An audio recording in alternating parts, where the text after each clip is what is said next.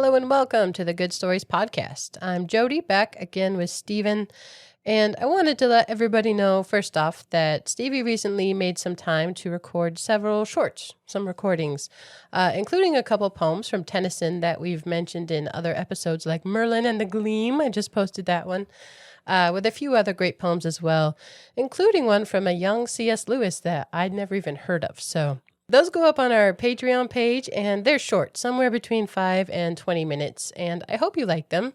You can check them out at patreon.com/goodstoriespodcast. That is patreon.com/goodstoriespodcast, because I got to say it twice. And, brother, that one poem I mentioned by C.S. Lewis, I think it'd be interesting to talk about that one before it goes up, because it is very different. It is very different, and I would be happy to do so. Yeah, so that's on the to-do list. But anyways, today, this story, we are shifting gears in a big way and continuing that kind of for the whole month of October, because there are just so many great spooky stories that go so well with this time of year. So while last week we did the super cozy, good feels, wind in the willows, it's now time for something completely different. Today's story is a murder mystery. Not just a murder mystery, truly a psychological thriller, written by the rightly titled Queen of Mystery, Agatha Christie. And this lady was literarily amazing and wrote so many different mysteries, most of them centered around Miss Marple or her Detective Poirot, but she also wrote some stories that stand alone, like this one. Our story today, first published in 1939, and it's called And Then There Were None, a decidedly ominous title, and turns out it was one of Christie's personal favorites of her own writings. And my copy has a note from the author. Oh, so does yours. You want to read it? Sure. Author's note. I had written this book because it was so difficult to do that the idea had fascinated me. 10 people had to die without it becoming ridiculous or the murderer being obvious. I wrote the book after a tremendous amount of planning, and I was pleased with what I had made of it. It was clear, straightforward, baffling, and yet had a perfectly reasonable explanation. In fact, it had to have an epilogue in order to explain it.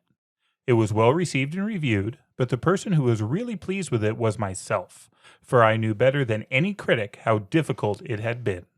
Signed, Agatha Christie. Yeah, so we grew up watching old shows, Perry Mason and Matlock, and I've seen a lot of old and excellent Alfred Hitchcock movies, and this story feels like a brilliant mashup of all of those things. But be warned, it is intense. I got literal chills from the very beginning. It is incredibly compelling, brilliantly written. It's hard to put it down, actually, but people die. And not only die, there's murders happening left and right, but somehow daily meals and tea are never neglected, which just adds something very real to all of it. So we get to wonder who is behind it all and how they're doing it. It is a dark thriller for sure, so if you're up for some intense mystery and some serious mind games, it's time for a story. 10 little soldier boys went out to dine. One choked his little self, and then there were 9. 9 little soldier boys sat up very late. One overslept himself, and then there were 8. 8 little soldier boys traveling in Devon. One said he'd stay there, and then there were 7. 7 little soldier boys chopping up sticks. One chopped himself in halves, and then there were 6. 6 little soldier boys playing with a hive. A bumblebee stung one, and then there were 5. 5 little soldier boys going in for law. One got in chancery, and then there were 4. 4 little soldier boys going out to sea. A red herring swallowed one, and then there were 3. 3 little soldier boys walking in the zoo. A big bear hugged one, and then there were 2. 2 little soldier boys sitting in the sun. One got frizzled up, and then there was 1. 1 little soldier boy left all alone. He went and hanged himself, and then there were none. Do you get chills? It's a creepy, creepy, creepy poem. Oh my And gosh. you can see why. So she did not write that poem. That poem is much older. That came in 1869 by a man named Frank Green, and it was a minstrel poem. It was a song. There's actually a pretty horrible history behind it that I don't know that I really want to go into. Needless to say, this book was not originally titled "And Then There Were None." It went through a couple of name changes before it came to the current one, and I approve. This is one of those, I think the name changes were good. But this was the poem that she read and set out to make a murder mystery that fit all this into it. Obviously, this is the first plot summary that I gave. That's not my own words. It is the plot summary she used to write it. And it's spooky. I mean, really. And she does it. So it's called And Then There Were None. So the spoiler alert in this one is actually part of the title. But did you know? Could you figure it out before the end? Like who did it? No. No way. That it's impossible. And yet it makes perfect sense. Yeah, the reveal is so good on this one. She really is the queen of mystery. Agatha Christie, let's just talk about her for a little bit. Dame Agatha Mary Clarissa Christie, Lady Malowin Nee Miller. She had quite the array of names and titles. Richly endowed with names. Fascinating woman and fascinating life. Was married early on. That didn't go real well. And some just interesting things. There was a whole period in her life where she just like disappeared for 11 days. People still wonder what happened during those 11 days. We still don't know. There's Doctor Who episodes that joke about it. I mean, just incredible. But then she ended up marrying the love of her life, who was an archaeologist and a lord and had a great life, it sounds like. She went off digging in Assyria. She wrote book after book. And her creativity is just unrivaled. She would just crank out story ideas in ways that normal humans just don't. She is well known for the Hercule Poirot novels, as well as the Miss Marple stories. I'm fairly familiar with Poirot. I haven't done anything with Miss Marple. Have you read those? No, my most recent reference to Miss Marple was on a movie, Stranger Than Fiction, that I love. I watched it again recently. And that's part of his literary quiz. Like, now we know that you're not Miss Marple because you're not constantly entering homes that you've not been invited to. So good. But yeah, mine says like 8 dozen mysteries or something. I mean, the woman wrote a ton all the time. Think how much time she must have spent thinking about murder. Oh, yeah. Yeah. Crazy. I guess she worked for a while in kind of pharmaceuticals, I think during the wars or something. She was volunteering. And, well, she took something out of the study of drugs that served her well throughout the rest of her career. Queen of poisons, right? Isn't totally. the Poirot thing, like frequently it's poisons? There's some poisons in this story, but not only that. Just such variety and creativity. I'm amazed. It is my understanding, and I'm sure you probably came across similar numbers, that she is the best-selling fiction author of all time. Over 2 billion copies of her works in total sold. I did a quick Google search earlier today just to see what this story came up as, and I think it was like number 6 on the all-time list, not counting spiritual literature. All time. But this is the #1 best-selling mystery of all time. Yeah, I'm amazed by how well The Hobbit has sold. This outsold it and continues to outsell it. It took until J.K. Rowling, I think, before anything challenged Agatha Christie, certainly among British authors. So just what an amazing author. Just incredible work she's done. Extensive. I do have a question for you, though. Murder mysteries, not just Agatha Christie, but just off the top of my head, I can think of 10 anyway. Murder mysteries, movies or shows or books. Why are they a thing? What is it about them that I feel like everybody has one type that they love? I actually looked up the different types of them, and there are way more than I even considered. This one I think would be considered a locked room mystery. Yeah, I've heard this called a mansion or an island mystery. The idea where everybody, you know exactly how many people are there. So it limits who can be involved. That's a great question in terms of why this is a thing. And I don't have a good answer for it, but boy, it is a thing. So in my own home, I enjoy a murder mystery, but it's kind of fun for me. My wife's a fanatic. She loves them. And there are so many authors that I love who love them too. I mean, we're talking about Agatha Christie today, but we've talked about G.K. Chesterton a few times, and he loved them. In his writings, he talks about just the amount of time he has spent thinking about murder, right? How to kill people. And I think G.K. Chesterton was a good guy, strong Christian, but he has murdered many people in his brain. He has thought about it a lot. I mean, Agatha Christie goes through a couple dozen in this book alone. But then you have guys like C.S. Lewis who pretty much said, yeah, I don't really care for them. I mean, more my attitude towards them, where they can be good stories and impressive, but doesn't have that. There's something about the hook of that people who just love murder mysteries. See, I don't think you're thinking broad enough because there's so many. So Okay. I mentioned Perry Mason, Matlock, but then there's Scooby-Doo. Mm-hmm. Not people die. People don't usually die. Nancy Drew.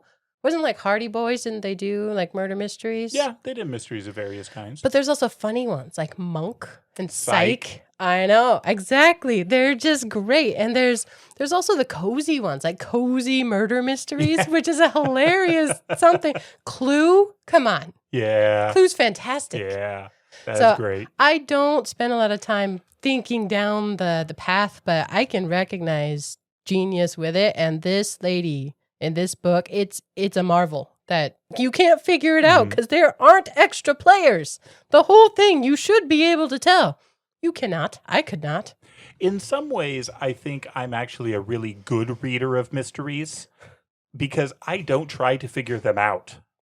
I mean, I'll think about it, but I've never figured out a murder mystery before the end. And part of it is I don't try. I just kind of let it come to me. I do try. And I know Agatha Christie was known for her use of the red herring. What is a red herring? In case people don't know. What is a red herring? It's a distraction. It's something that should be or seems important, but isn't really. I learned where this came from. There is actually no such thing as a red herring. The term comes from the way herring was cooked and prepared before the days of refrigeration.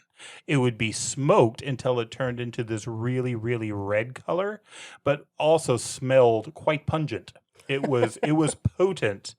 And there was a guy who described as a kid using this to distract dogs away so that his family could hunt rabbits. Because if the dogs were there, they were going to go after the rabbits. So they drugged this red herring along that the dogs chased and got him out of the way so they could go do it. And then it got used. He used it, I think, referring to politicians, but it has become a standard term of something that seems like it's important, but is really just a distraction. Yeah, I look for those all the time. I'm a sucker for a red herring. Like, that's important. No, turns out not at all. But I kind of anecdotally, I just kind of ask people around. And I think there's a couple things to this idea of murder mysteries that, everybody's different. So I'm sure there's others. But I think this idea of safe danger, that there's dangerous stuff in this book, but we are very safe on the couch reading it. It's a very safe way to look at something very dangerous. It's also just fun to play detective. Maybe not for you. But I do like to think about it and still couldn't figure it out. I rarely can. And this is mine that I like. And I think it's similar to why I like math. There's an answer in the end. Yeah. In a good mystery, there's an answer. And in an excellent mystery, it's an excellent answer. Mm-hmm. And if you couldn't figure it out along the way, it feels like you were part of a game. I don't know. They're definitely a thing. There's tons of different kinds. The concept of a puzzle. Of something satisfactorily resolved. Yeah, that's satisfying. Yeah, I think there's a lot to that. So this book starts with no interesting chapter title, sadly. No, not at all. It's called One. Yeah, but then it breaks down. There's like a 1-1, a 1-2. I mean, it's almost biblical. We're getting chapter and verse here. There's subheadings. No fun names. But we meet, in essence, 8 people all traveling. And they're all different. And seemingly, there's nothing consistent about them other than they're all going somewhere. But first off, we meet a judge, Mr. Justice Wargrave. And again, there are at least 10 characters in this book. And They all kind of have a description, so don't worry too much about the names. They come back around. But he is a judge, and he's sitting in a first-class carriage on a train. Yeah, the way she writes this, we're going to be talking through the story. We're obviously not going to read the whole thing because, as much as we want to, we just can't. However, I do want to give a flavor of her writing style because it is masterful and she paints a picture with just very few words. So let's just read the very first sentence of the book. In the corner of a first-class smoking carriage, Mr. Justice Wargrave, lately retired from the bench, puffed at a cigar and ran an interested eye through the political news in The Times. I mean, it paints a picture. You see where he is, and you see the kind of man he is. Satisfied, wealthy, retired, honored. It really, she gets a lot into that one sentence, and she does that as we progress throughout the book. It's true. Everything in here is of some importance, whether it is a description of a person or a place, a setting, or a red herring. But you never know. Or a red herring. I think, though he is the first character introduced, the second character I would say that's introduced is not actually a person, it's the island. Soldier Island becomes a big part of this because that is where everyone is or is going. It's where everyone's going. And he's reading the paper, and Soldier Island is in the paper. Everybody's heard of this place. It's in the paper, it's in the news. Apparently, it's a really odd, secluded island that this multimillionaire built a house on, but it went up for sale. American millionaire. Right. So it's weird. Anything is possible in this place because, that American. Well, he built this weird house on this weird island, but then it went up for sale, and it says various glowing advertisements of it had appeared in the papers. Then came the first bold statement that it had been bought by a Mr. Owen. And then there's these other rumors, like a movie star bought it. Nobody really knows, but it's just big news. Or the Admiralty, the military. They're doing experiments on there, all sorts of crazy things. But Mr. Justice Wargrave, the judge, he was invited. He got this kind of strange letter from an old friend. And it's funny because it's a little illegible, but that's so her. It's from this woman he used to know, his ever-Constance Colmington. And he thinks back, it's this lady, had a lot of money. She invites him to this island for a few days. He's retired. Okay, it'll be fun. And it seems perfectly in character with something that she would do. And we only get that snapshot. Again, she portrays a lot in just a few words, but you get the sense of this old retired guy going to meet an old flame, or certainly an old friend, if not an old flame. But we don't know. We don't really know what their relationship is. Yeah, and he thinks to himself that she is the kind of woman who would buy an island and surround herself with mystery, nodding his head in gentle approval of his own logic. Mr. Justice Wargrave allowed his head to nod, and he sleeps. That's so like her. And that's 1-1. Number 1. The next character we meet is in the third class carriage. This is Miss Vera Claythorne, and she is going to the island too, but she's going for a very different reason. She got a very formalized letter, and she has been hired for a job. She has been offered the holiday post. So holiday in British literature is vacation. So this is a vacation job as a secretary on this island via the Skilled Women's Agency. Now, we have already seen the name Mr. Owen being the presumed purchaser of the island. Here, though, we have someone named Una Nancy Owen, who is the one who went through the Skilled Women's Agency to hire her and send her the post letter. And she too, Vera, is thinking, Soldier Island, there had been nothing else in the papers lately. And a lot of this book is back and forth between what people are thinking and what they're saying. So these two people are both on the train. They clearly do not know each other, but she's sitting in this overcrowded carriage, and it's a train car in American. But she is a schoolmistress. She's a teacher, and she's been a governess, and she's thinking back in her memory about back when she had a good job. But there's some mention of a Hugo. She's like, no, don't think about Hugo. Clearly there's pain there. I'm lucky to have this job because there had been a coroner's inquest at her last job, and people don't like that around kids, even though she was acquitted. So already there's this sense that something went wrong in her last post. She feels lucky to be getting this post at all. They sent money for her to travel. This is a good deal. And she looks across the way, and there's another guy sitting in the train car with her. And she thinks to herself, I bet he's been to some interesting parts of the world and seen some interesting things. I do think he has. This guy, a little shady from the get-go, but he's that little shady that looks impressive, right? Very collected, very calm, looks like he's done things. He's number 3. This is Mr. Philip Lombard.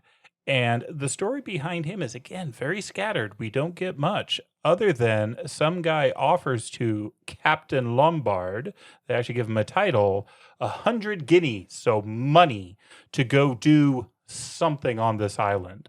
It's not clear what he's expected to do on this island, and he kind of hems and haws a little bit, asking, is it going to be legal?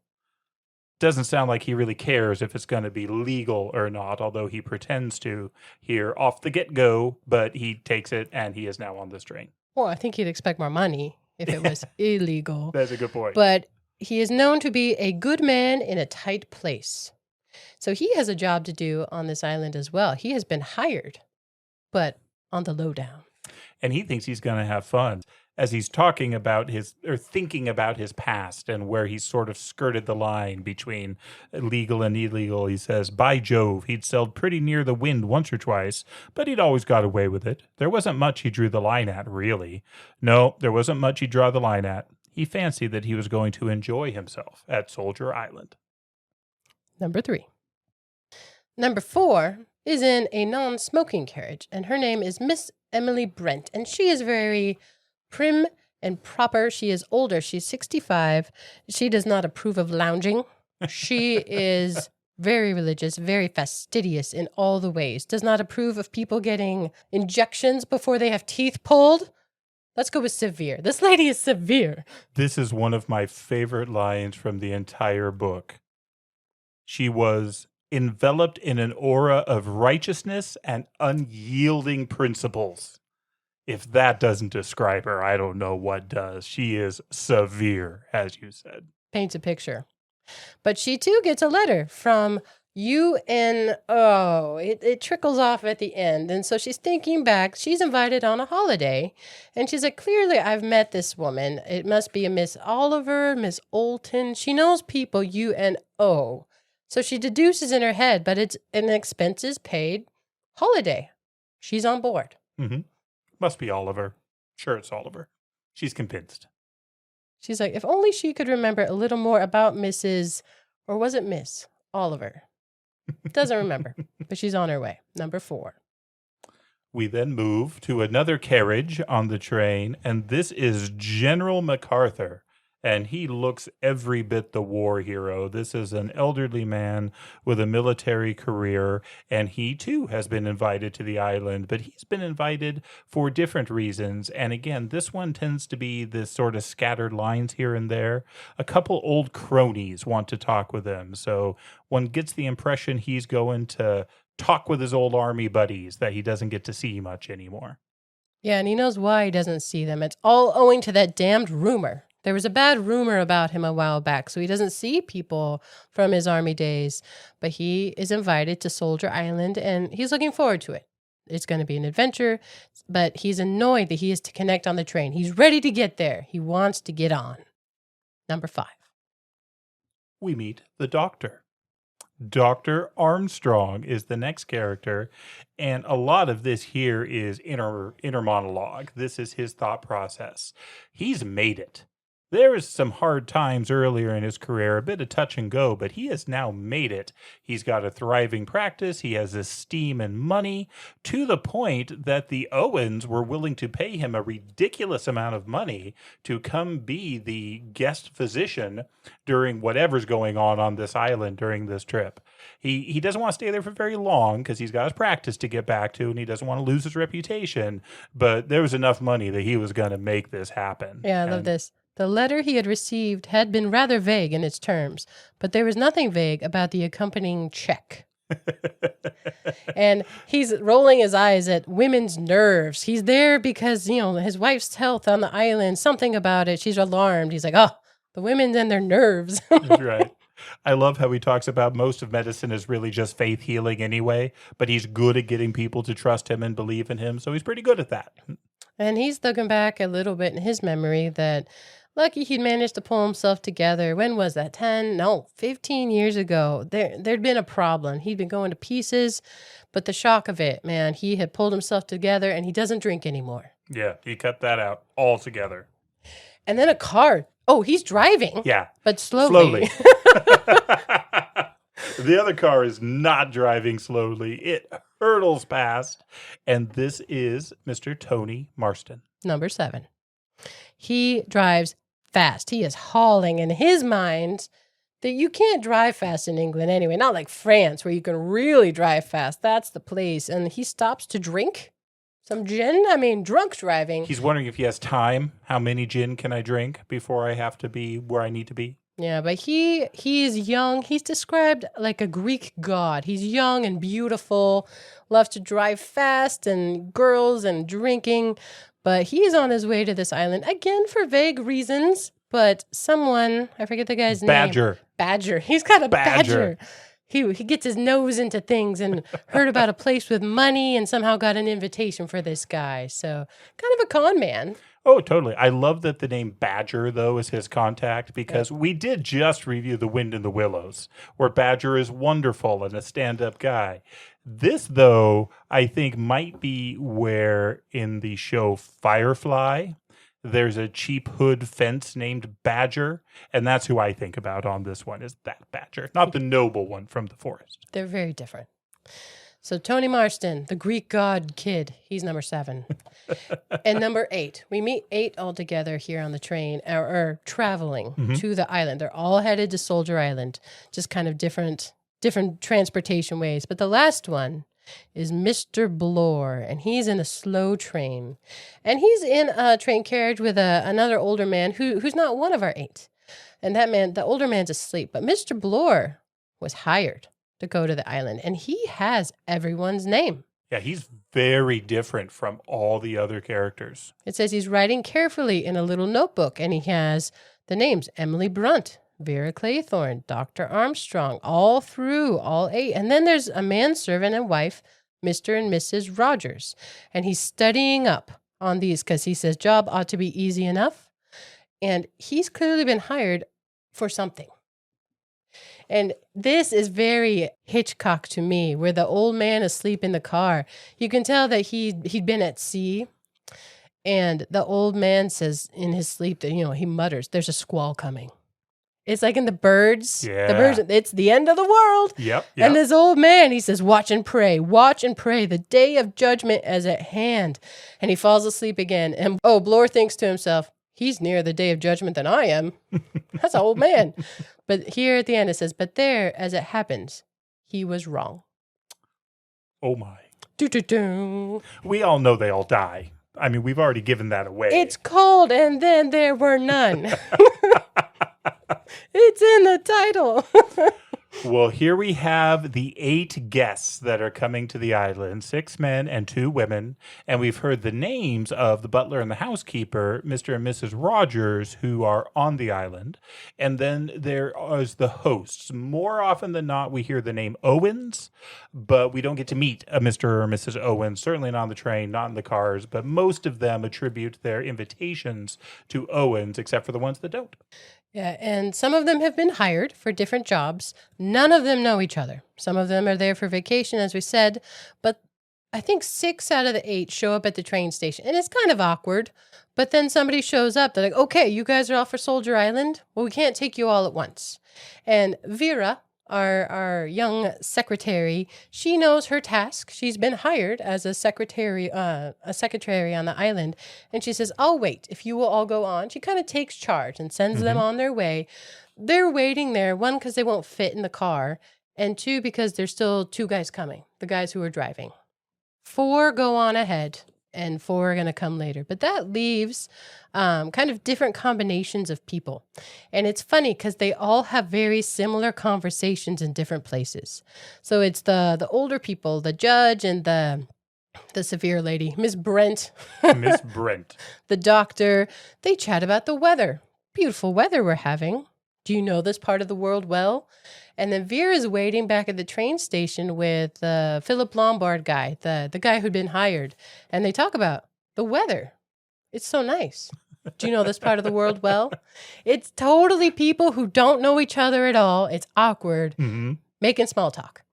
How lovely the hills are. It is small talk, right? They don't talk about anything meaningful. At one point, Lombard is thinking to himself, they're talking with the general, and he says, well, he's going to mention the war and ask if I was in it. You know, he's assuming where the conversation was going to go, but it says, but General MacArthur did not mention the war. Nobody is talking about anything important. They're talking about the weather. They're talking about the ambiance. They're talking about logistics of who's getting on the boat over to the island, but nothing of any importance. Interesting thing, just because of the poem at the beginning. In one of the stanzas, it says, a bumblebee stung one, and then there were 5. On one of these just chats here, there's a wasp crawling up your arm. No, keep quite still. And he gets it for her. So there's these little hints at these future things because we know the poem. But there are surprises all around, because one was that the general doesn't mention the war. The other is that some of them are there for a job. And that there's so many of them. Like, who are all these people? Going to the same place, but with very different stories. The guy whose job it is to drive the boat notices this, and we get to hear his thought process, where he implies these are not the kind of people I would have thought the crazy American would bring over to this island. Yeah, those were crazy parties. Yeah, he cannot figure out what's going on with these mostly relatively normal people. But what do they have in common? Why are they going to the island? Well, and they seem awkward. Like, this is a party?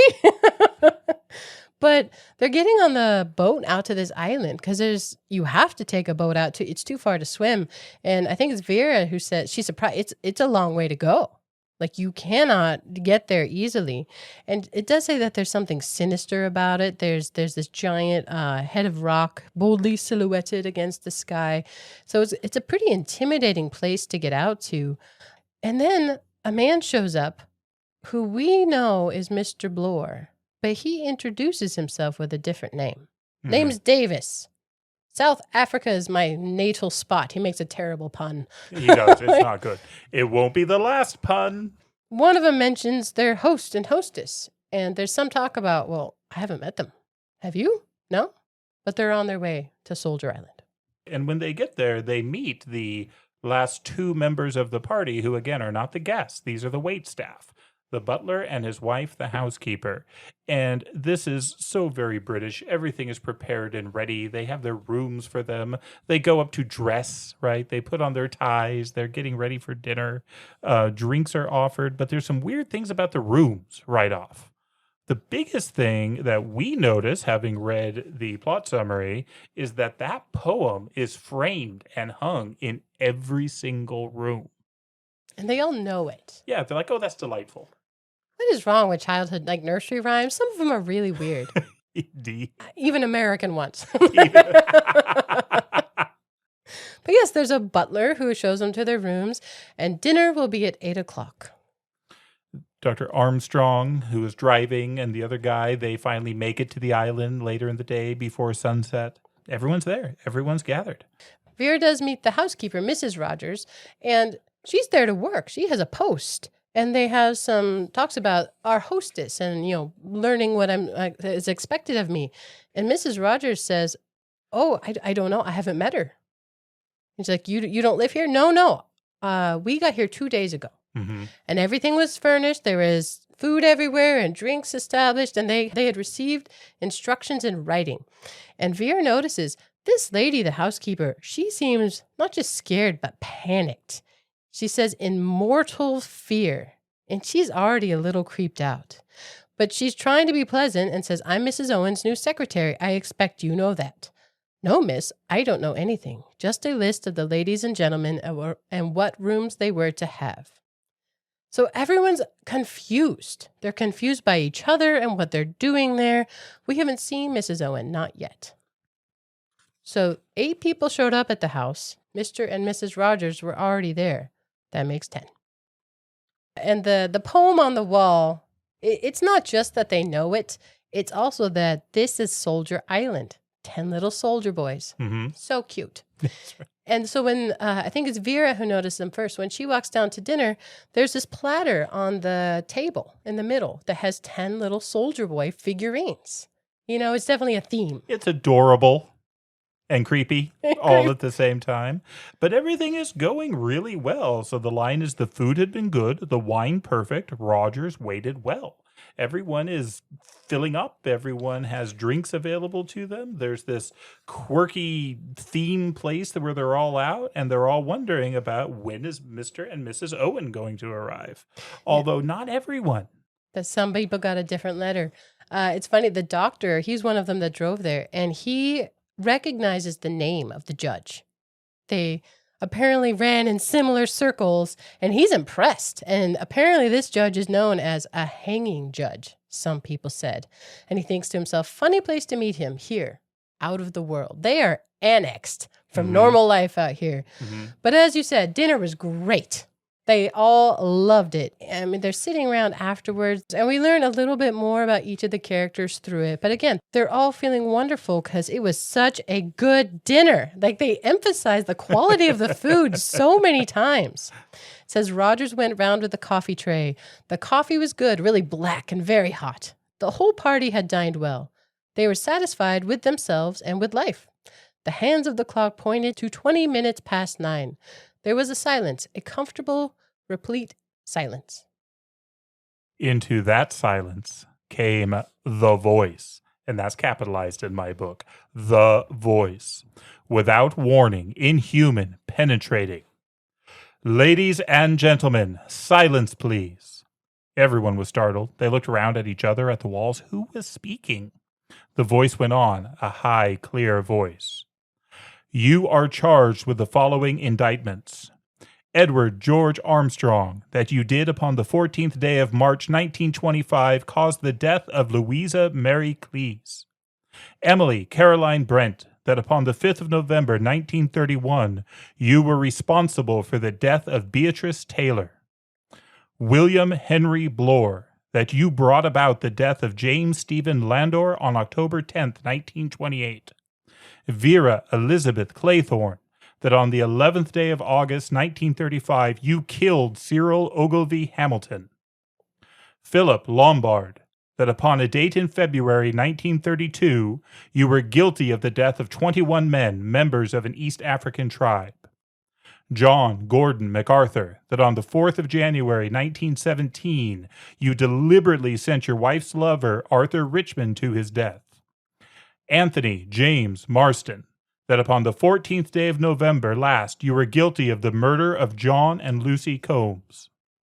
Thomas Rogers and Ethel Rogers, that on the 6th of May 1929 you brought about the death of Jennifer Brady. Lawrence John Wargrave, that upon the 10th day of June 1930 you were guilty of the murder of Edward Seaton. Prisoners at the bar, have you anything to say in your defense? Says there is a moment of petrified silence and then a resounding crash and a scream, just like in a movie. Just like in a movie. Rogers had dropped the coffee tray. And then there's panic and people are like, who was that? I didn't do anything. There's blame and excuses and people running around. There's another crash and the scream and they run out. Mrs. Rogers was outside the door but heard it and has fainted away. But they're looking for that voice. Yeah. Vera cries out, who was that speaking? Where was he? It sounded... And the general spluttering and everyone's just freaking out. It says only the judge and Miss Brent seemed comparatively unmoved. They're just looking and watching.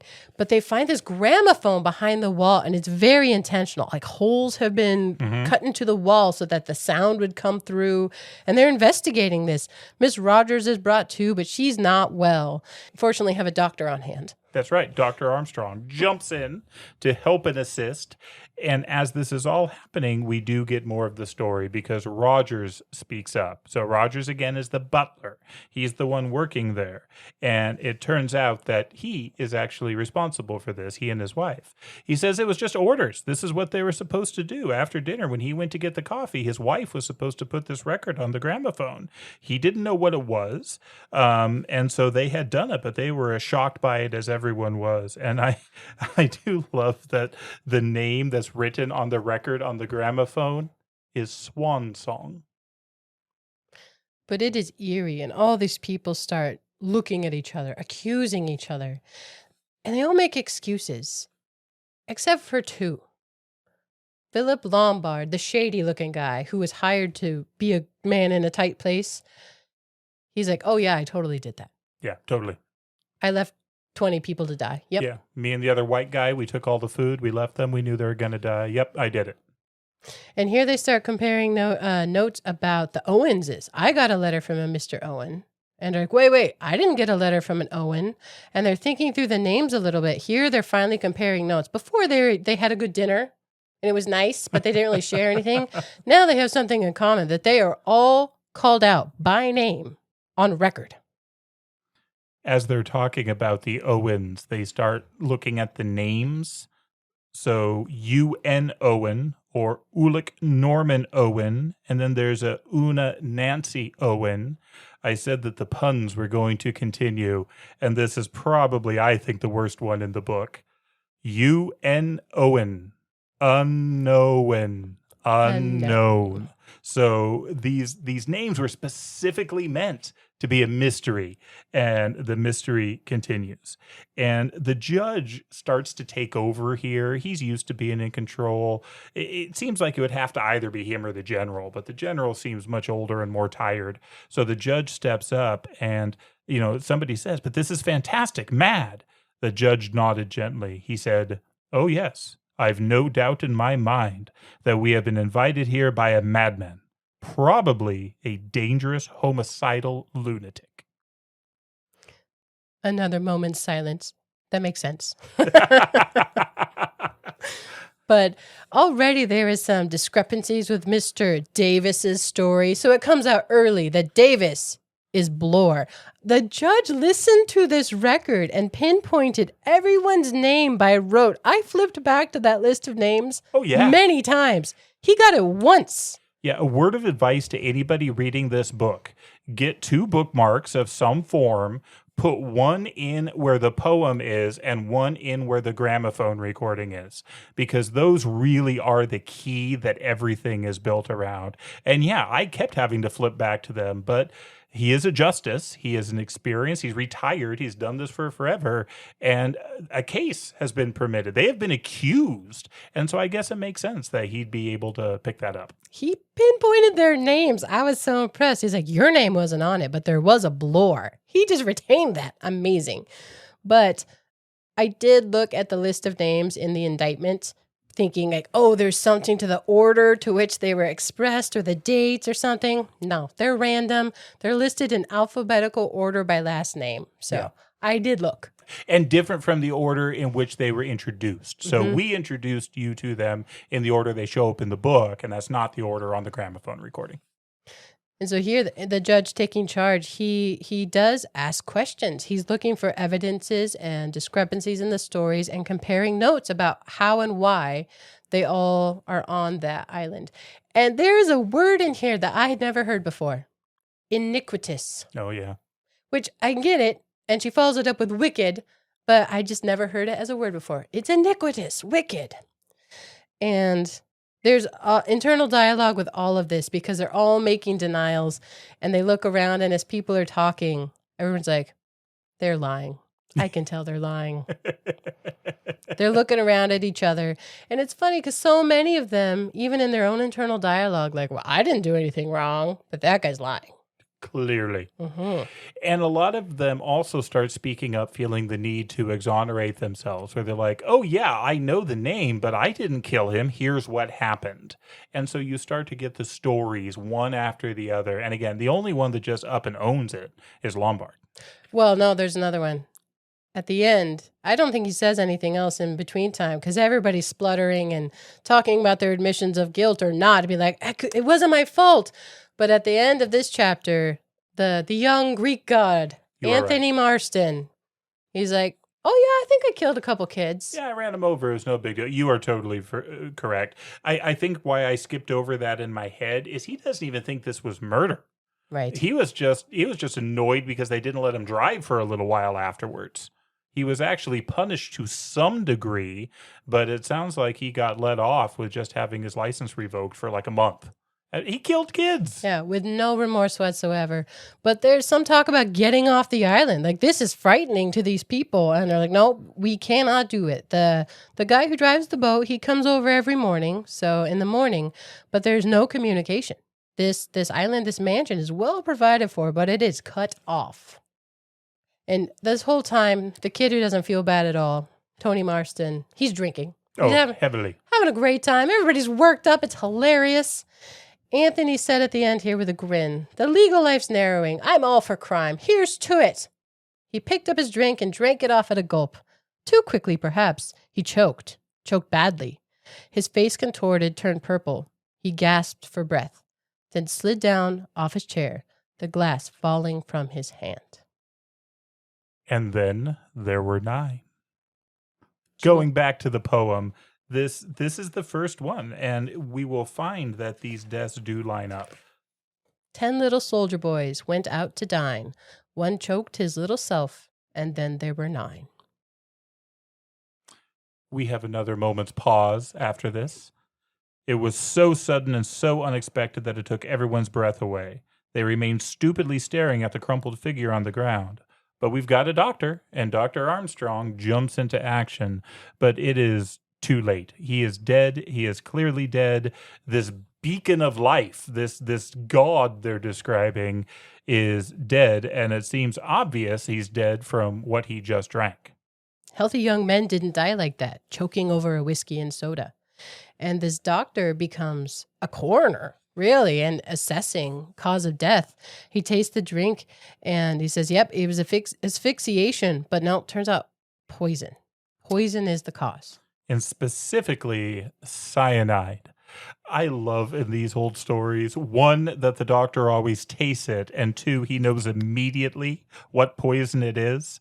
I guess our profession has just lost this skill. I mean, I would neither taste it nor be able to identify cyanide if I had to. So don't invite me to one of these parties because I'm not going to be useful. You don't want an invite to this party anyway. So all to the good. But there was something in his drink, and the judge is on it. And he's like, how could someone get this? Let's think this through. So the judge is very evidences-based. But there's panic happening. A guy just died, and somebody's like, oh, he must have killed himself. And I'm like, really? Doesn't seem like the kind of guy that would kill himself, but they're all there. They're all in the room. They actually, the doctor does take some steps. He does go back to the whiskey and the soda bottles, what he got the drink from, and they're fine. So it's not that he drank something poisonous, it's that his glass was poisoned. And they're all there, so it must have been him. It must be suicide. What else could it be? People don't just kill people. That's in stories. Finally, the severe lady says, that's her name, Emily Brent, severe lady, we'd better go to bed. It's late. It was past 12 o'clock. The suggestion was a wise one, yet everyone hesitated. It was as though they clung to each other's company for reassurance. But it's the judge who already has some authority here. Says, yes, we must get some sleep. And Rogers says, I haven't cleared the room yet. You know, he's the butler. It's his job. And they're like, leave it to the morning. And they ask about his wife. The doctor goes to her and helps her, and he gives her something to help her sleep. Yeah, it says she's sleeping beautiful now. And the doctor says, great, don't disturb her. And they all go to bed. And it says it would fit better if the house was creepier. But it is the essence of modernity with electric lights, and there's no dark corners. There's no possibility of sliding panels, it says. It's got no creepy atmosphere. It's beautiful. It's this Americanized mansion. And yet this guy just died. Mm-hmm. And it says, almost without conscious thought, they all locked their door. Yeah. Automatic. And locked in their rooms by themselves, they are now by themselves and with their own thoughts. And again, the thoughts of these guests, we get more and more as they think more and more. They let themselves think more and more. And up to this point, we've had really just denials. There's been a couple of confessions, but even in their inner monologues, it's been denial. Now that starts to change. The accusations have been read and they start to think about it, and the pieces start getting put together in these individual murders that were described in the gramophone record. Downstairs in the dining room, Rogers, the butler, stood puzzled. He was staring at the china figures, the soldier boys, in the center of the table. He muttered to himself, "That's a rum go. I could have sworn there were 10 of them. One is missing." And he notices right away. Each one of them is thinking back to the person referenced, and each one of them was exonerated or never held blameless in any way for these murders. And some of them think, how could they know? Yeah. And some of them have, like, suddenly their face turns cruel. I mean, the descriptions of each of them are phenomenal. And let's give just a couple examples of the kind of murders. So, like, the general is a good example.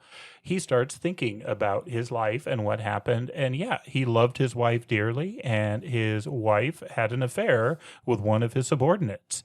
And this just shocked him and appalled him. And so he sent that man off to die in World War I. There's ways of doing that, right? I mean, it was not a smart tactical move, but an understandable one. Mistakes were made. Yeah, it was a mistake. And so he still doesn't know if his wife ever knew that he did it on purpose.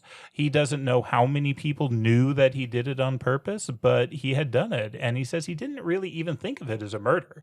He didn't think about anything he felt particularly bad about, although for some reason he wouldn't go to church anymore when they were talking about David and Uriah. It's in his conscience somewhere. It's in there, but he doesn't usually allow himself to think about it, but now he has to think about it. Yeah, and she conveys it so well. He's talking about how much he loved his wife, Leslie, and he believed in her absolutely. And then he'd found out. It had come about exactly in the way things happen in books. The letter in the wrong envelope. She'd been writing to them both, and she'd put her letter to Richmond in the envelope addressed to her husband. Even now, after all these years, he could feel the shock of it, the pain. Mm-hmm. And he says, as he's thinking through, because, yeah, I don't think he'd labeled it as murder to himself. But he says he'd sent him deliberately to death. Only a miracle could have brought him through unhurt. And that miracle didn't happen. He's like, yep, I did it. But there's that one guy who always looked at me weird. And it's his fault. He started the rumors. So there's just this iteration of the action or inaction of each person in their specific thing and why they never got convicted or in trouble for it. And really couldn't be convicted. It was something that the law as such could never touch this guy, even if it became widely known, but he really did it. And it says that the general specifically had withdrawn into himself. He had felt the burden of it and always felt like people were talking badly about him. And he says, and now this evening, a hidden voice had blared out that old hidden story. How? How did they know? How did anybody know? Mm-hmm. Another good example, I think it's in one of these chapters here, because again, we keep getting inner monologue. There's the young lady, Vera Claythorne, and the little boy who drowned. The boy had kept begging her to go off to swim to a rock. And she said, no, you're not allowed to swim to the rock. You're not a very good swimmer. Don't do it. But he kept begging and begging her. And so we think, well, she must have just let him or something. Well, it gets darker. Turns out that boy was the heir, but the previous heir was a much older man that she was in love with, but refused to marry her because he had no money. But if the nephew went away, the uncle that she loved would inherit. And so not only did she say, yeah, you can go to the rock, she did it intentionally so that the little boy would die so that she could marry the man after inheriting his money. And again, she was exonerated in this because she swam after him, but with no intent of actually saving him. And so it's something else that it's obvious that what she has done is evil. She has killed this little boy, but the law can't touch her, nor does the law even seem to know that she's guilty. If anything, she got praise for her actions during this. Because she went out after him, and they knew that he told his mom all the time that he wanted to go out. She's not his mother. She was his governess. Mm-hmm. Yes. And so it says Cyril, the boy who died, he wasn't really strong, a puny child, no stamina, the kinder child perhaps who wouldn't live to grow up anyways. It's just these rationalizations. And here she notices the poem on the wall. The one choked his little self, and then there were 9. And she thinks, oh, it's horrible, just like us this evening. Which takes us to the next morning. Rogers comes out crying for the doctor. Where is the doctor? Where is the doctor? Because Mrs. Rogers did not wake up. Which takes us to the second line in the poem. 9 little soldier boys sat up very late.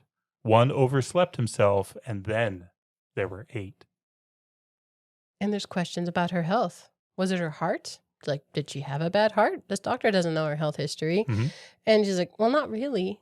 But everyone's speculating like, oh, doctor, didn't you give her something? You gave her something, didn't you? Because one death the night before, maybe he did it on purpose. Another one back to back. That's weird. And there's a gong for breakfast. I mean, the only people at this moment who knew about, or initially who knew about it, were her husband and the doctor. And then the gong sounds for breakfast. And they're surprised because the dinner was so good. But for breakfast, there's only like eggs and bacon. Yeah, it's nowhere near as good as dinner. It reminded me a lot of like a last meal, you know, where just like it's so good. You get exactly what you want. It was all provided for. But now the housekeeper has passed. So just eggs and bacon. Poor Rogers. He did his best. That's what blows my mind. I know. He made breakfast. He's still doing his job with his wife dead. I think, is it the judge, though, that decides not to tell them about Mrs. Rogers? Or is it the doctor who decides not to tell the rest until after breakfast? After breakfast. Because we don't want to upset breakfast now, do we? That's the thing. They continue with these niceties and normalities as much as possible through this whole thing. Rogers is still cleaning away like the bacon trays after all this. It is strange. One other thing, though, was supposed to happen this morning. The boat is supposed to come. They'd all been waiting for the boat to come. The boat does not come. No sign of that motorboat yet. I've been watching for it. And they're like, I'm sure he's just late. Look after breakfast. And then there's this announcement about Mrs. Rogers. We have 2 deaths now. No one can really think that this is another suicide. And we start getting accusations. Some of them spoken out loud and some of them just in people's heads. People thinking Rogers did it. People thinking the doctor did it. The suspicion level, it keeps going up. And Miss Brent, the severe one, she's like, I know why she died. Conscience. She looked around at that recording and everyone looked guilty. That woman died from a bad conscience. I could see her doing it. Oh man, like each in turn, there's a reason that they could be the one behind it. Yeah. One more thing happens. And it's this flow that is so tightly wrought as she writes this. That's so good. Because somebody looks at those little figurines that they were certain there had been 10. But then Rogers the night before, after the death of Marston, said, oh, I thought there were 10, but there were only 9. Now people are sure there are 8. The figurine count is going down in the same way the body count is going down. And it's starting to get tense. And the general chimes in about the boat because they're like, well, maybe it'll come later. And they're speculating about where's the boat. The general says sharply, of course it won't come. We're counting on the motorboat to take us off the island.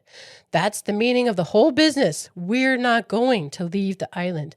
None of us will ever leave. It's the end, you see. The end of everything. He's going a little nutty. He is going a little bit nutty. And he says, that's peace. That's real peace. To come to the end, not to have to go on. I mean, this man has lived with the burden of a murder for a long time. His had happened, 15 or 20 years ago? And he has felt that burden, and he's relieved to not have it anymore. That story's out there now, and he thinks it's done. He's going to die. Everyone is getting scared. Everybody is worried, but some are more scared than others. And you see just very different reactions. So the MacArthur, the general, is almost looking forward to it, it sounds like. But then you have guys like Lombard, and he was the shady guy we talked about. He's basically a soldier of fortune. He even brought a revolver with him. So he's feeling safe and armed.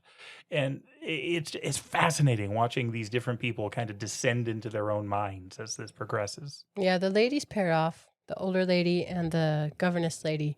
And Vera asks some questions because the older lady, has not claimed any responsibility whatsoever.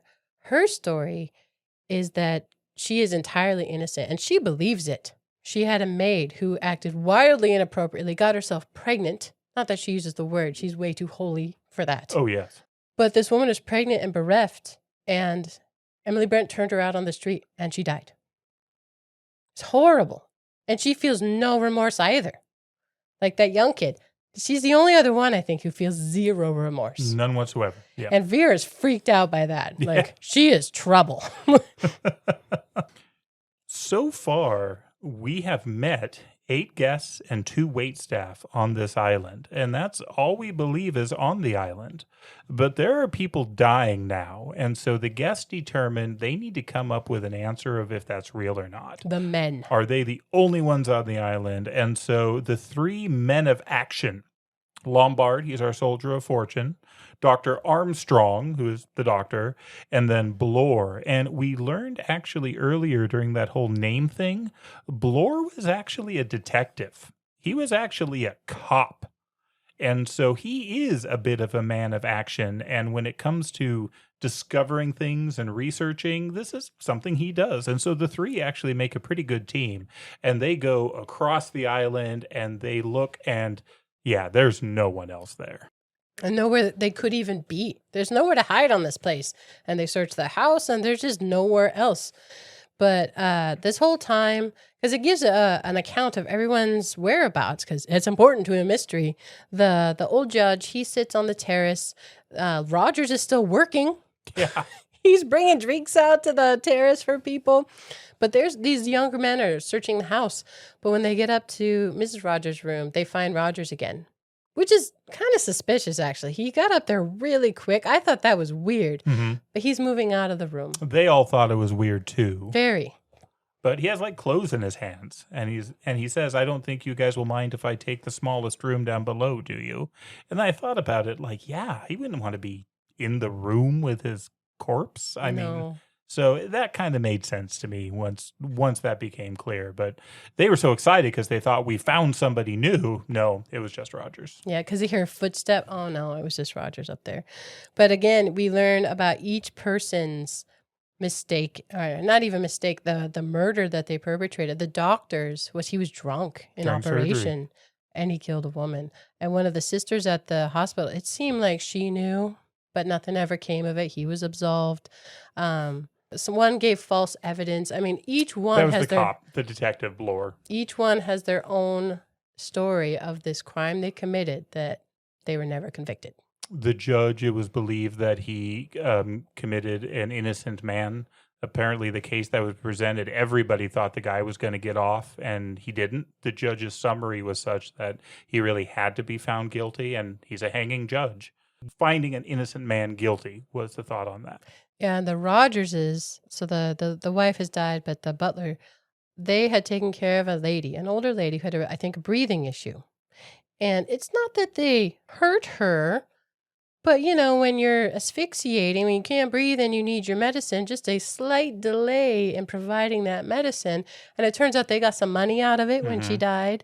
I mean, all these people have this reason and this story, and it is really sad. Over the course of this book, you realize, oh, they all killed somebody. Yeah, there doesn't seem to be anybody innocent on the island, not that I can tell. And they're searching, again, for other people on the island. They don't find anybody. And General MacArthur kind of keeps getting sort of creeper and creepier. I mean, he is in despair here. I mean, he's basically confessing everything.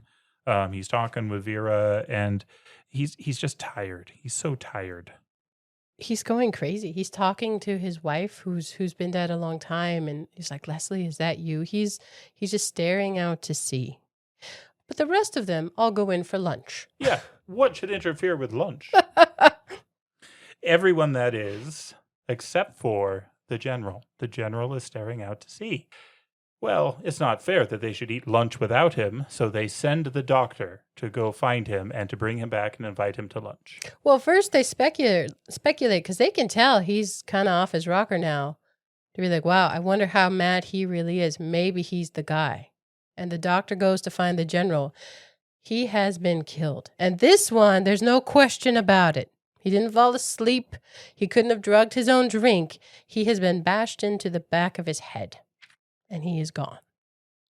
So he's not it. Innocent. But that's why they searched the island. Like, there must be a Mr. Owen or someone around here doing this. No, it's one of us. It is one of this 10. It is a locked house, an island mystery. There is nobody else because they want to get off and they can't. And nobody could come in without them knowing it either. And again, the judge really steps up here and takes charge and outlines this very clearly, that one of them is obviously the murderer because there is no one else. And he doesn't even excuse himself from this. He's very clinical about his approach to this. He says, well, I know I didn't do it, but I can't prove that to any of you. And he does a great job of just walking through the deaths thus far, how, everyone can do it. He does a big thing with asking the doctor, so could a woman have dealt that blow to MacArthur? And the doctor says, yeah, I think they could. And everybody is still a suspect here. And yeah. And now there are only 7 little toy soldiers on the table. So whoever is doing this is taking away the little figurines. It's just, it's creepy. It's very intentional.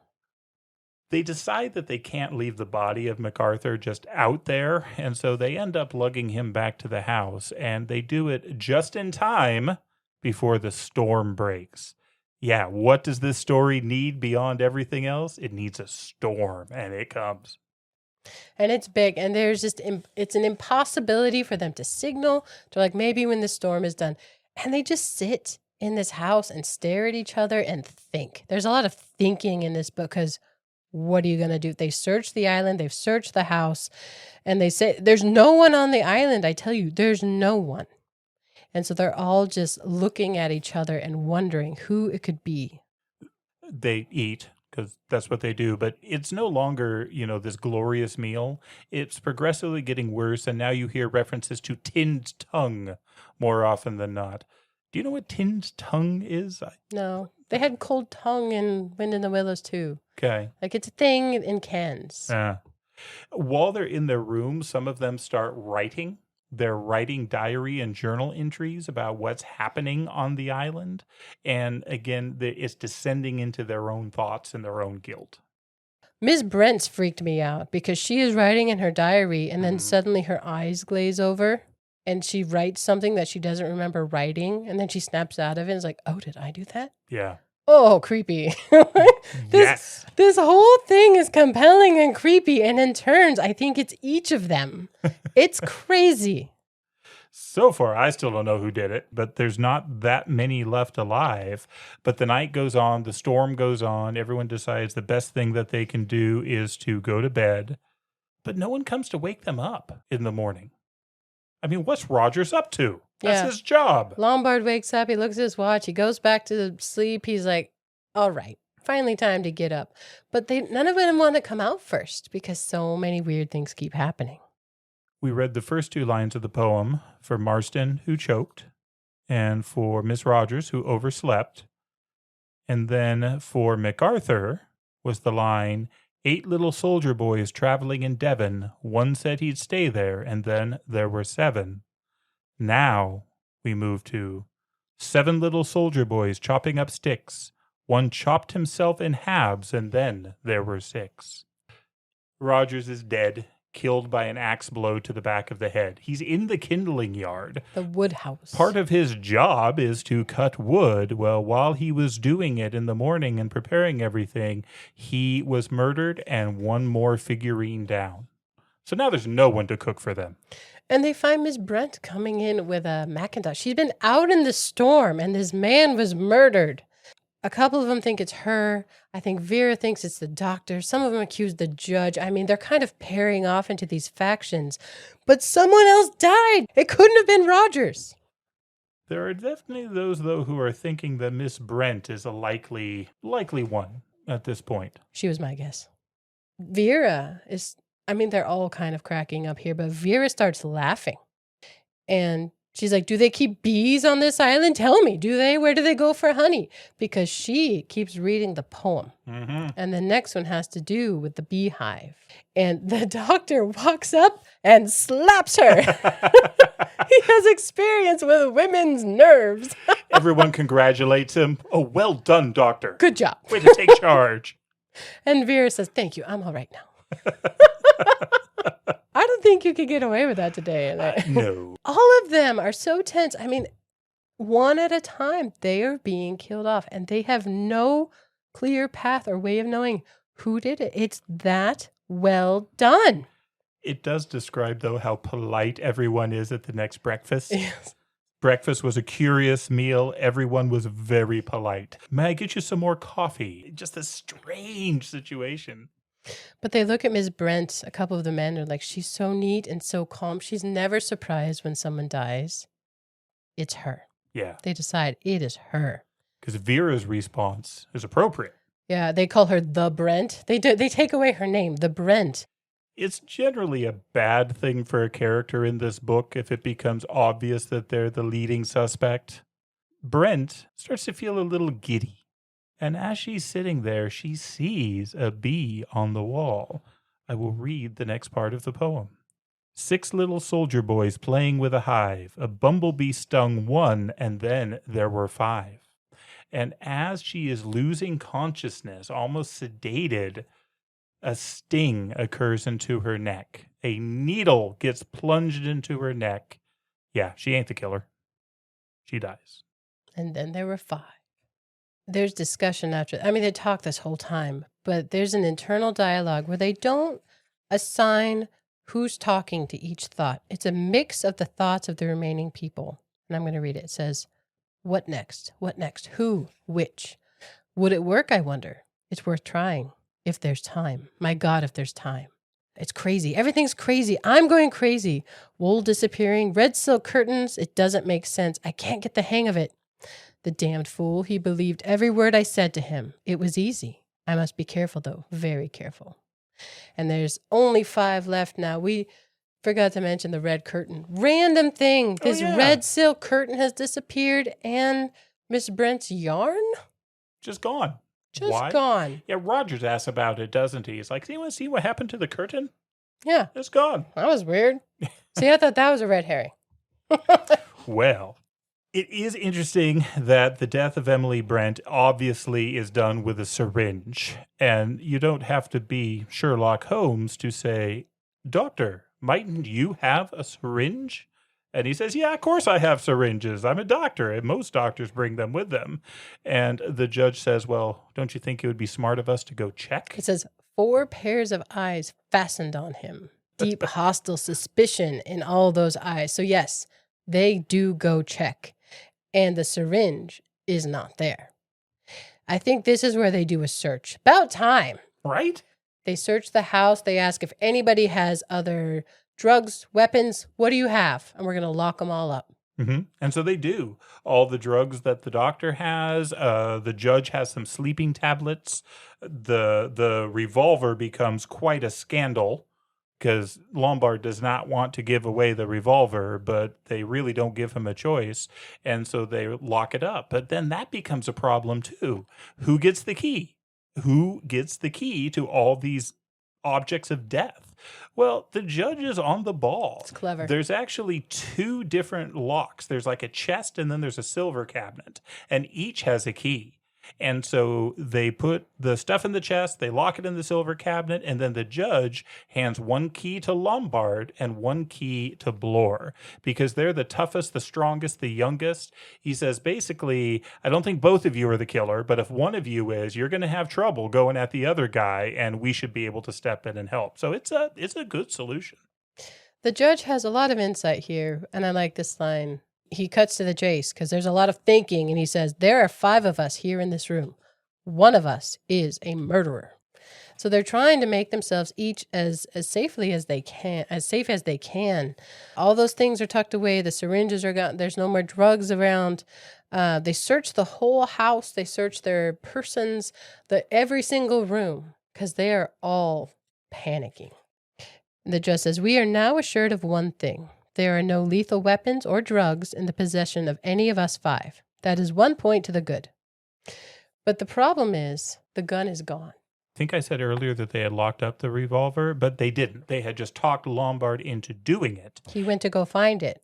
And it wasn't there. It wasn't there. So he is now freaking out. There's a missing gun, but they lock everything else up. And here again, they're thinking, one of us is a murderer. And they're looking around at each other. And it says there were 5 enemies linked together by a mutual instinct of self-preservation. And it says all of them suddenly looked less like humans. Like over and over, it calls the judge very like a angry old tortoise. I think Blore is always looking like a warthog. Vera gets really quiet and just panicked like a stunned bird. It says Armstrong was in a pitiable condition of nerves and twitching, and he lighted cigarette after cigarette. Lombard's senses seemed heightened rather than diminished. He's always very weaselly, with lithe and graceful, and he's always got this sneer on his face, even on a good day. So right now, they are just in panic mode, and yet they sit and drink tea together. Because what else are you going to do? They can't get off this island. The rain is still pouring down. It is a crazy storm. Yeah, it's bad. They all sit in the room together, and one person can leave at a time. They refuse to eat any food someone else opened. Fortunately, it's well stocked, so they each open their own. This house runs apparently on a generator of some kind. And the power goes out. Rogers has been dead for hours. Yeah, who's doing the work here? No one. The power goes out. So then they're in candles. So that thing about it not being a spooky place, suddenly it's a torrent windstorm, wind and rain, and now there's candles. Yeah. And they're terrified of each other. Eventually, I think it's Vera decides she's going to go up to her room. And she's got the candle, and she's walking up the stairs, but candles go out, and her candle goes out. She goes into her room, and again, her internal monologue is all about the salt water, the sea, the water. Remember, the death she is responsible for was a drowning, a little boy that she is responsible for him drowning. And then she walks into her room.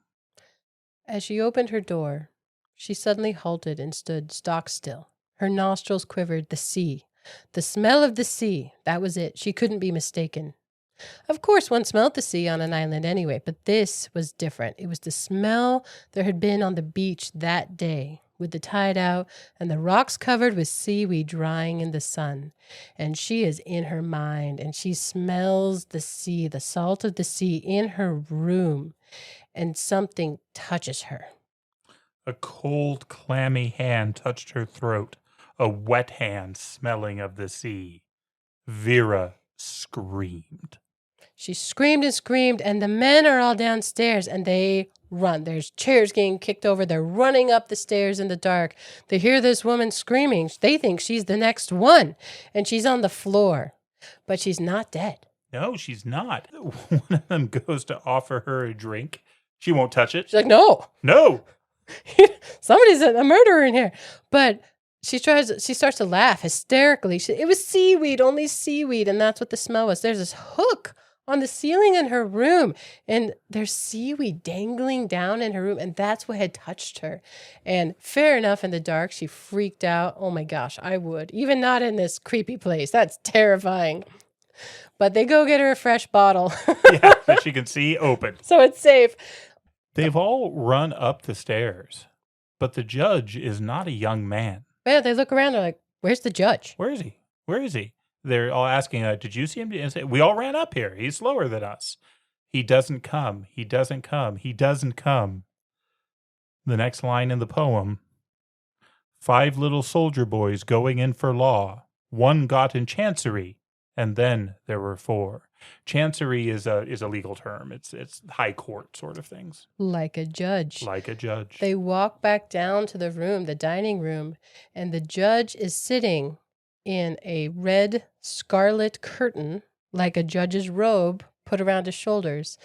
And Ms. Brent's yarn has been shaped into this, like a judge's wig. And he has been shot in the forehead. Yeah, they see the trickling of the blood.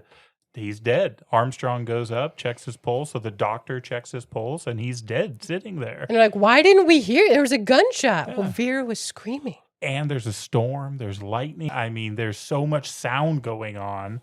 But yeah, no one heard the gunshot. One less. Yeah, Lombard is bleak. He's like, that's the end of Mr. Bloody Justice Wargrave. So we are now down to only 4 remaining characters. We started with 10, but now we have 4. We have Lombard, the soldier of fortune. We have Blore, the corrupt detective. We have Vera Claythorne, the governess who caused the death of her ward by the swimming. And we have the doctor, Dr. Armstrong. And this is all we've got left. Lombard is interesting with the judge because the judge had been his guess of who the bad guy was. He's like, well, I was wrong.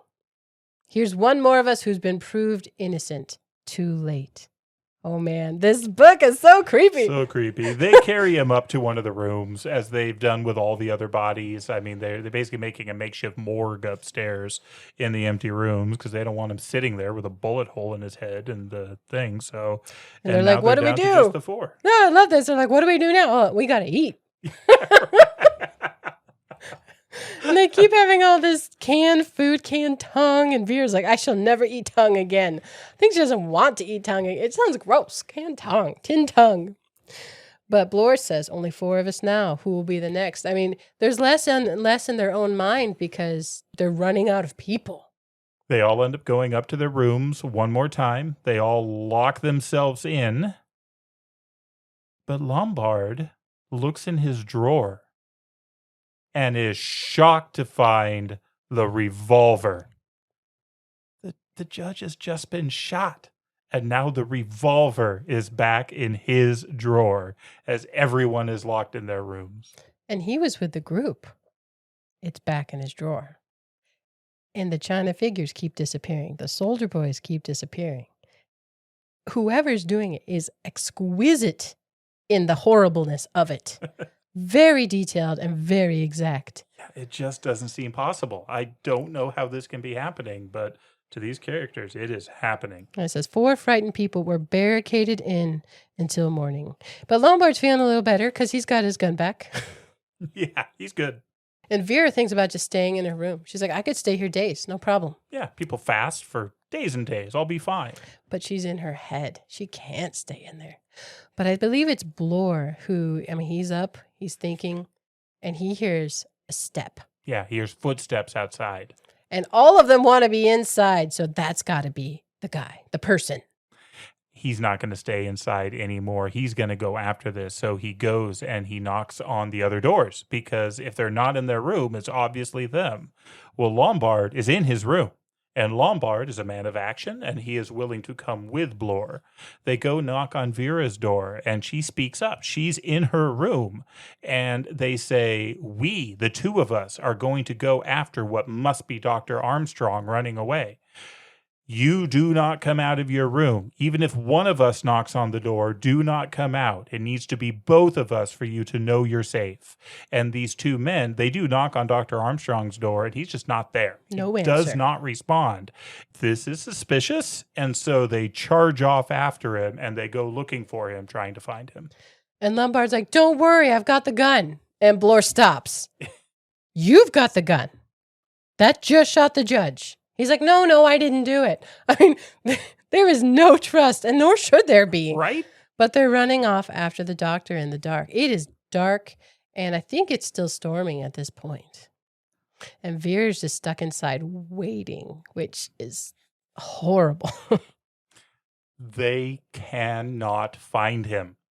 She waits until they do both come back.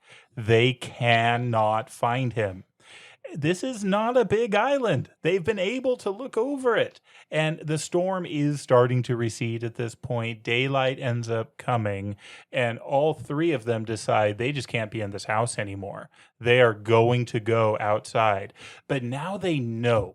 They haven't been able to put all the pieces together, but it has to be Dr. Armstrong, right? Because he's the one who has run away. So now they at least know. And now that the storm has passed, outside is a much safer place because Dr. Armstrong, wherever he's hiding, they're going to see him coming from a distance. And they go outside, and Vera says she's not going back inside again. Yeah, but Lombard says, "Ooh, there's one other thing. There's been a window smashed in the dining room, and there are only 3 little soldier boys on the table. There are 3 of them outside. And Armstrong's disappeared. Well, he's got to be the guy, and he's gone." It says 3 people sat eating breakfast in the kitchen. Outside, the sun shone. It was a lovely day. The storm was a thing of the past. And with the change in the weather, a change had come in the mood of the prisoners on the island. These 3 left feel like there's some hope now. They know who it is. And I think as Lombard says, we'll try heliographing today. What is heliographing? It's using a mirror to flash sunlight. That's what it's called? Mm-hmm. Oh, yeah. Signal mirror. Sun writing. And Vera says, surely someone can read Morse. There's this place that they took the boat from. Someone will see it. Okay, we got the good weather back. The danger has at least passed now. Like, just the relief of that is massive. But yeah, they're going to be outside where they can see him coming. They hang out outside for a while, but they still don't really trust each other. They decide they're going to stay together, but at one point, I think as Blore decides he wants to go back into the house for something. Is it food? It's food. Yeah, and so Blore decides he wants to go back into the house. He figured he's plenty of a match for Dr. Armstrong, and he's going to go back to the house on his own. He's also looking for Armstrong because there's nowhere that he can be. Like, he couldn't have swam it. He's got to be somewhere. So he thinks he must have circled back to the house, and he's tired of waiting. So it's not just food, because the food is more just the idea of normalcy, I feel like. He wouldn't be hungry. But he says, we've searched the place outside and inside, and he wants the gun from Lombard to keep him safe. They're talking a lot, and Vera's like, you've forgotten the nursery rhyme. Don't you see there's a clue there? 4 little soldier boys going out to sea. A red herring swallowed one, and then there were 3. A red herring. That's the vital clue. Armstrong's not dead. He took away the China soldier to make you think he was. You may say what you like. Armstrong's on the island still. His disappearance is just a red herring across the track. And Blore wants to find him. But Lombard will not give Blore his gun. He's like, nope, it's mine. Enough people have died. He is not giving that up. And Vera continues in the poem. She's like, we're the zoo. We're the zoo. The next one has to do with a bear giving a hug at the zoo. And it's all gone crazy. Blore says, well, I need my meals regular. And Philip's like, nope, I don't relish the idea of tin tongue particularly. I'll stay here with Miss Claythorne. And so Blore goes back alone. And they hear a thud. Yeah, they ask, is that an earthquake? And because they definitely heard a thud, they felt something. No, queer though. A thud shook the ground, and I thought, did you hear a sort of cry? I did. So they go back to the house. They found Blore. He was spread eagled on the stone terrace on the east side, his head crushed and mangled by a great block of white marble. She's seen this block of white marble before. It is a marble clock in the shape of a bear. From Vera's mantelpiece. From her room. This is definitely the answer to 3 little soldier boys walking in the zoo. A big bear hugged one, and then there were 2. They are now convinced it's Armstrong. It was the red herring. Clearly, he's still out there. Clearly, he just killed Blore, and they're still looking for him, still trying to find him. Lombard and Vera, they kind of like each other. They were a pair off kind of from early on in this story. And Lombard isn't willing to wait for Armstrong to come get them. He wants to go look. They come up with a strategic place on the island. because Vera will not spend another night in that house. It's horrible in there. She's going crazy in there. She lies there and looks at that hook that had the seaweed hanging from it. She cannot go back in there. But on their way across the island, they see something in the water. And they're like, well, there's some clothes. Wait, is that boots? They go and they find a body. Lombard and Vera reached it in a last scramble. They bent down. A purple, discolored face, a hideous, drowned face. Lombard said, "My God, it's Armstrong." This keeps getting weirder. Now we are down to 2. And they look at each other. The conversation here is so well done. Oh, yeah. He says, so that's it. Is it Vera? And Vera says, there's no one on the island. No one at all except us 2. And we're down to 2. Kind of talking past each other, where to each it is obvious that the other is the one who did it. But they keep going back and forth. And finally, Vera talks Lombard into, well, we just can't leave him there. We need to drag him up. He's going to float away again. So let's do that. Yeah, let's drag him up. Poor Dr. Armstrong. And Lombard sneers. She's like, what's this? Womanly pity? She's like, don't you have any pity? They know it's each other. Full conviction. And Lombard says, I have no pity for you. Don't expect it. But they do. They haul up Dr. Armstrong's body out of the water. So he's not just sitting in the water. It is decent. Sort of. Turns out Vera is a bit of a pickpocket. And she takes the gun. I was impressed by that. Strategic. Oh my gosh. That twist. Was a good move. I mean, Lombard even kind of said, you did that on purpose just to pick my pocket, didn't you? She's like, yeah. Her tone warned him. He spun round. Even as he clapped his hand to his pocket, he knew he would find it empty. She had moved a yard or 2 away and was facing him, revolver in hand. And he demands it back. Give it back to me. And she says, no. He says, now look here, my dear girl, you just listen. And then he sprang, quick as a panther. Automatically, Vera pressed the trigger. She shoots him. 2 little soldier boys sitting in the sun. One got frizzled up, and then there was one. This next subsection is, it's just so well done. Relief possessed Vera, enormous, exquisite relief. At last it was over. There was no more fear, no more stealing of her nerves. She was alone on the island, alone with 9 dead bodies. But what did that matter? She was alive. She sat there, exquisitely happy, exquisitely at peace. No more fear. But that's not where this ends. She realized now that she was hungry and sleepy, principally sleepy. She sits and just stares for a long time. And she goes inside. She's not afraid of the house anymore because it's only her left. And she's like, tomorrow perhaps someone will come rescue me. She didn't mind staying here anymore. She's alone but safe now. She may be alone with herself, but she is still alone with herself, and she cannot get out of her head. And she walks back into the house, and all those thoughts she's been thinking about the little boy and about Hugo, the man she loved, that she knew she did it, they start becoming real to her. She starts thinking she can hear Hugo, and she walks up to her room, and where there used to be the seaweed hanging from the hook, there is a noose, and there's a chair right underneath it. On her way, she notices there are 3 toy soldiers on the table, and she's like, you're behind the times, my dears, and she breaks 2 of them. She leaves the last one, hers, there. And she's the one who keeps referring back to the rhyme in this story. She changes the rhyme here at the end. She's like, and then they were married. Like, wait, that wasn't in the poem. No. She has gone delusional in her mind. She's imagining this man that she used to love, who she committed a crime for, but against his wishes. It appalled him. And she goes to him. She knows in her mind that he's in that room.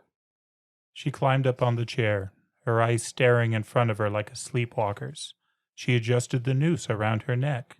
Hugo was there to see she did what she had to do. she kicked away the chair. One little soldier boy left all alone, he went and hanged himself, and then there were none. Oh my goodness. It's so hard. Oh. I don't know how Agatha Christie did it. Where she was able to go through this and all the deaths happen, and now there's none. There's no one left.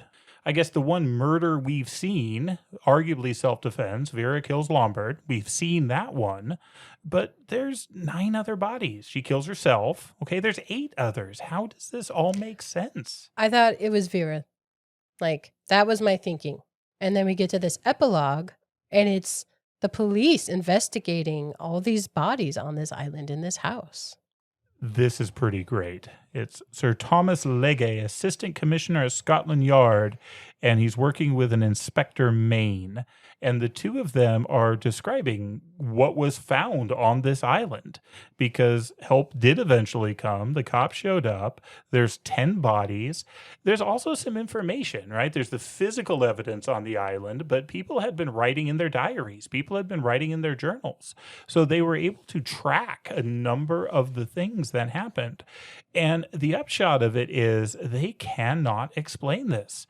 One of the things that we learn Vera can't have done at all was that the chair she kicked over was neatly against the wall. Somebody had moved the chair. And so as they're walking through the deaths, the final 3 are the most confusing to them, because they know that Armstrong died, and they're able to tell when he drowned because of the high water mark. The rocks he got stuck in when he got pushed back up, they were able to tell by tide charts and storm that, okay, he was there dead because there's hair and clothes on the rock. But then they see that he dragged him up higher. So he couldn't have been the last to be dead. Blore couldn't have been the last to die. Lombard and Vera, the 3 of them, they can't know who was the last one, because it always seems like there needed somebody still alive to do things after they were dead. They do mention this other guy, Isaac Morris, who kind of made it all happen. He's the one who hired Lombard back on land. He sent letters, he did things, but he's dead too. He died of poisoning on the mainland before this week even happened. Barbiturate overdose. Somehow he's part of it, but he's already dead. There's 10 people on this island, all dead, and nobody left who could have done it. There's one important piece here that we learned, though, about the judge. Mm-hmm. Because they're looking at all of the crimes that were committed and the crimes that they were associated with. They find the record. Mm-hmm. And everybody's crimes were, they were exonerated. They couldn't have been held accountable for the deaths that happened. Though they were all real crimes. Not exonerated in the sense they didn't do it. Exonerated in the sense that they couldn't be held to justice for them. Yeah, with the exception of the judge. Because it turns out the guy that he had sent to death was actually guilty. Like, beyond question. But the police cannot figure it out. It says their best guess is some fanatic with a bee in his bonnet about justice. And that's where this would have stayed. We wouldn't have known the answer if not for, and I love this plot device, I have a soft spot for messages in bottles. So after the epilogue comes a manuscript document sent to Scotland Yard by the master of the Emma Jane fishing trawler. Yes, somebody wrote essentially a manifesto, plugged it into a bottle, and threw it into the ocean, and it was picked up by this fishing trawler and was then sent to Scotland Yard. It starts, "From my earliest youth, I realized that my nature was a mass of contradictions.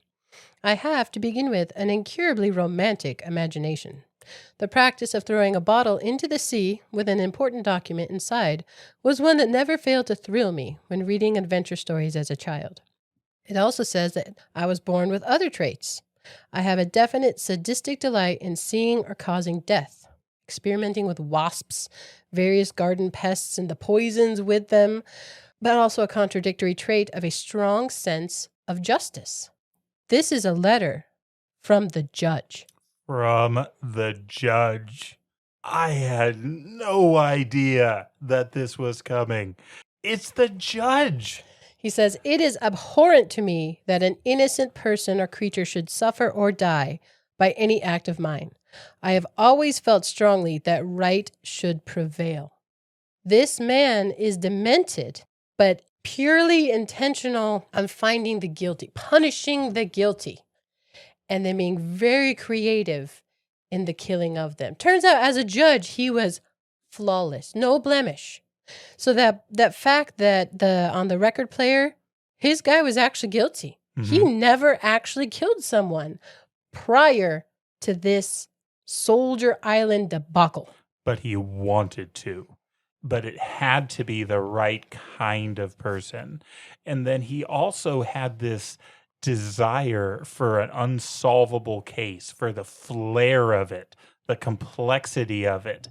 And the last kind of trigger on this for him was he learned he was dying, that he had an inoperable disease. He was going to die anyway, and he decided he was going to put this into action. And so he walks through, and like I say, I won't read it all, but he walks through how all these 9 other people, actually 10, because Mr. Morris is one of them, how they came to his attention and how he learned of their guilt that the law couldn't touch. And he references a particular case, that of an old lady, a patient of his who had recently died. He was speaking to a doctor, not our doctor in this story, a different one, his doctor. And the doctor was convinced that this lady's death wasn't an accident. She'd had 2 people working for her, a Mr. and Mrs. Rogers, who the doctor was convinced had let her die. They had denied her medicine, and she was allowed to die in front of them. And this sets our creepy judge off on a mission of collecting similar stories, people who commit a crime that they can't be held accountable for. At this time, if you committed a murder in Britain, hanging was the punishment. They had the death penalty. Mm-hmm. And so he does this collection of tragic stories. So all these people were absolutely guilty. And he takes it upon himself to render judgment. And to be the executioner as well. Oh. It is so creepy, but it's also fascinating. So let's walk through this, how he actually did it. So it starts with the Mr. Morris, the guy who actually bought the island. He used him to do all the logistics, and then he happened to give him some barbiturates. He says, "These have helped my stomach." And he was confident that the man would take them, and he did, and he died. Turns out his crime had been being a drug dealer, and he had given a young woman drugs that she died of an overdose. So even with Mr. Morris, though it doesn't fit in the rhyme, there's a poetic justice about it, that this drug dealer is killed by his own drugs, by drugs, and then cannot give anything away.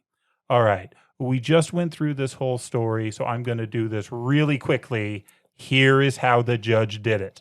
And not only how he did it, he also, that kind of code of ethics speaks through. He decided that some of them needed to die sooner because they shouldn't suffer. Others needed to wait to the end because their guilt was so great that they needed not just the death, but the horror of these days leading up to it.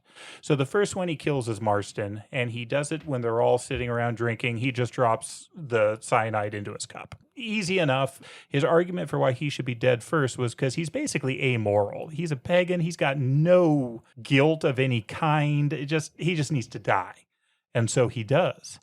Miss Rogers is the second, and he felt sorry for her. He had some sleeping pills, and so he put extra sleeping pills in her tea, and so she never wake up. And so the first 2, he wanted to just die fairly peacefully, very quickly, and have them go away. The next one is the general, and that one was pretty easy for him to just walk up behind him and club him. So that wasn't hard to do. Remember, he was sitting on the terrace all day, and so there were times where he could get up without being observed. He even told everyone that, and it's exactly what he did. Mr. Rogers was killed with the axe. Easy enough. He killed him with the axe. He clubbed him in the back of the head with the axe. The bee one, he really loved that there was a bee in the room. That really just fit the poem. But again, he took Dr. Armstrong's hypodermic syringe and injected her with cyanide. So he could do these all on their own. This is where things get really interesting, though, because the next one is where he gets shot. He is the one that stole the drapes. He is the one that stole the yarn. And he enlisted Dr. Armstrong as an assistant. Dr. Armstrong trusted him because he's the judge. And so when Dr. Armstrong came and checked to see if he was dead, he was faking. We never heard the gunshot because there was no gunshot. The judge was not dead. He was pretending to be dead. And once they took his body up the stairs, he was free to move at his will. He knew there'd be a gun because that was part of the prompt to Lombard when he was hired. To bring a gun. He knew there'd be a gun on the island. Dr. Armstrong did indeed leave his room that night. He was going to meet the judge, and it wasn't hard for the judge to basically push him over the edge of the cliff. He was able to talk him into that. The red herring wasn't that Armstrong wasn't dead. The red herring was that the judge wasn't dead. The zoo obviously is the clock shaped like the bear, which the judge was able to just push out the window, killing Bloor. He was able to crush him in the head by pushing this marble out the window over him. And then the last ones we know, right? Vera shot Lombard, and then she hung herself, and he makes some comment that he was curious if she would really do it, that was a psychological thing he employed. And so we have 10 dead, but only 9 on the island because the judge is still alive. He's dying anyway. He knows he's dying, so he rigs this contraption to where he can shoot himself, and then it looks like he was actually shot the way he was supposed to be shot. It all works. It all flows together, and I am just in awe of the complexity of that solution and how she made this story happen. She even calls out the little clues that the police might use to figure it out, but it's highly unlikely. Yeah, I find it hard to believe that anybody figures this out. I'm sure somebody has, but boy, it ain't me. Message in a bottle. The end? The end. It is tense. I gotta say, this one was a burden. It was giving me bad dreams, so I'm kind of glad we're done. But it's so good. It is the best mystery novel of all time for good reason. I mean, it is shocking and bewildering and amazing and uncomfortable. So happy Halloween. All of the above. So I mentioned that we used to watch Perry and Matlock, which are great. Love those shows. But they always have their little wrap-up funny moment at the end because, there was murder. Mm-hmm. So I had to come up with something. You mentioned Psych earlier, which is probably the funniest murder. It's pretty great. It's crazy that murder is funny. Psych is a great show, if you haven't seen it. It's been off there a while now. A while, yeah. But it's still great. So the psychic detective, he's a total fraud, but they're hilarious. But he comes up with nicknames for his partner. So it's Sean Spencer, and Burton Guster is his sidekick. Oh, these are good. So I narrowed it down to 6 because I couldn't get it any shorter. I'm curious which ones you've picked. They're so funny. So there are tons of them, but the ones I chose for today, these come up when they're in conversation with people, like as part of the investigation. He's like, I'm Sean Spencer, and this is my partner, Bert the Billowy Bear. Or sometimes Lavender Gooms. I like it. Gus Silly Pants Jackson. Methuselah Honeysuckle. 2 more.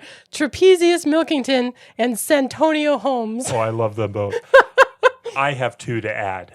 These aren't names for Gus. These are actual characters in the show. Legit names of the characters. So, Bevan Rennie Llewellyn is pretty great. But my favorite is the one where they sneak his dad into the retirement home under the name of Talmadge McGooliger. Oh, good. It is a good show. Highly recommend. A lot more lighthearted murder. Indeed, yes. If you're to the cozier kind. But I do want to wrap up. I have 2 quotes from the Queen of Mystery, Agatha Christie herself. This one's from one of her novels. It says, I like living. I have sometimes been wildly, despairingly, acutely miserable, racked with sorrow. But through it all, I still know quite certainly that just to be alive is a grand thing. Hmm. And maybe the best quote, and this is from her specifically about writing. The best time to plan a book is while you're doing the dishes. And with that, we'll turn the page, and we hope you join us for the next chapter.